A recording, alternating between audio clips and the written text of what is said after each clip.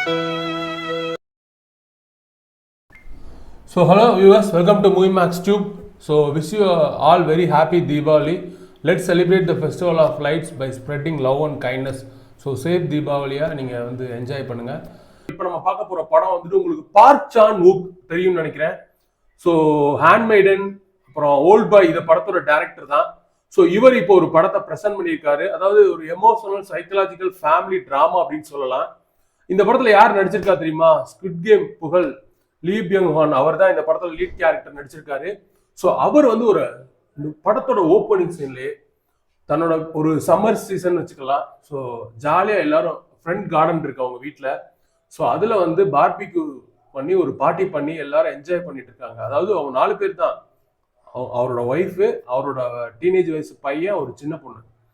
So இப்போ வந்து ஒரு 3 months லேட்டர் அவங்க கம்பெனியில் வந்து ஏஐ ஆட்டோமேஷன்னால ஸோ நிறையா பேரை வந்து அதாவது ஜாப்ல இருந்து ஃபயர் பண்ணிடுறாங்க. ஸோ இவரும் ஒருத்தர். நம்மளால எப்படி தெரியுமா, கோபமா இருந்தாலும் சரி, சிரிப்பா இருந்தாலும் சரி, எல்லா எமோஷன்ஸுமே கண்ட்ரோல் பண்ணி தனக்குள்ளேயே வச்சுட்டு வெளியில சொல்லவே மாட்டாரு. ஸோ இதனாலே ஆனா இவரோட ஃபேமிலி இருக்குல்ல, இவங்க ஃபேமிலி அந்த இதனாலே சரி இவருக்கு வந்து ஒரு 3 மாசம் அந்த செவிரன்ஸ் பெயின் ஒன்று தருவாங்கல்ல, ஏற்கனவே ஒரு வேலை பார்த்தா அந்த பணம் வந்து ஒரு 3 மாசத்துக்கு இருக்கு. ஸோ அதை வச்சு இவர் 3 மாசம் ரன் பண்ணிடலாம். பட் அதுக்குள்ள இவர் வேற ஜாப் தேடணும். ஸோ இவர் பேப்பர் இண்டஸ்ட்ரியை பொறுத்தளவு இவர் திறமையான ஆளு. ஒரு பேப்பரை வந்து அது டச் பண்றது மூலமா இந்த பேப்பர் என்ன குவாலிட்டி இருக்கு அப்படின்னு சொல்லிடுவாரு நம்மளால. ஆனா நம்மள்கிட்ட உள்ள ஒரு பெரிய பிரச்சனை என்னன்னா, எந்த விஷயத்தையும் வாயை திறந்து பேச மாட்டாரு. ஸோ தானே இந்த மொத்த பிரச்சனையும் சால்வ் பண்ணலாம் அப்படின்னு ஒரு முடிவு எடுக்கிறாரு.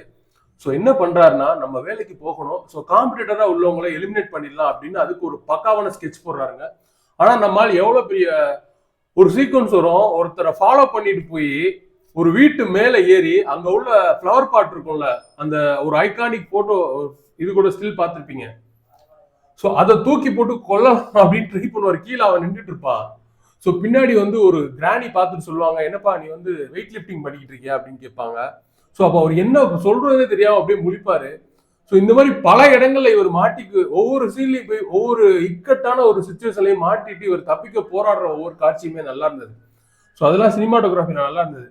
இந்த படத்துல பர்ஃபார்மன்ஸ், சினிமாட்டோகிராஃபி, குறிப்பா வந்து அந்த விஷுவலா வந்து ஸ்டோரி டெல்லிங் பண்ணிருக்காங்க. அதாவது கேமராமேனோட பாயிண்ட் ஆஃப் வியூல இருந்தா ஒவ்வொரு சீக்வன்ஸுமே வந்து எலிவேட் ஆகும். அதெல்லாம் ரொம்ப நல்லாவே இருந்தது.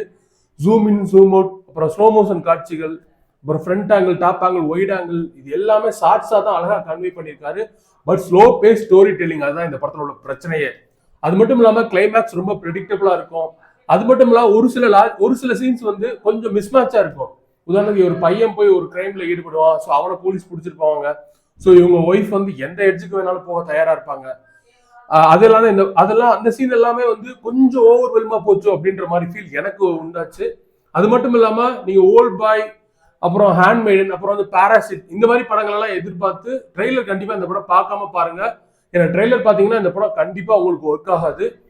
ஸோ ஒட்டுமொத்தம் இந்த படம் பார்க்கலாமா வேணாமா அப்படின்னு கேட்டீங்கன்னா, ஒரு எமோஷனல் ஃபேமிலி சைக்கலாஜி டிராமாவை ரொம்ப அழகா ஸ்லோ பேஸ்ல சொல்லியிருக்காங்க.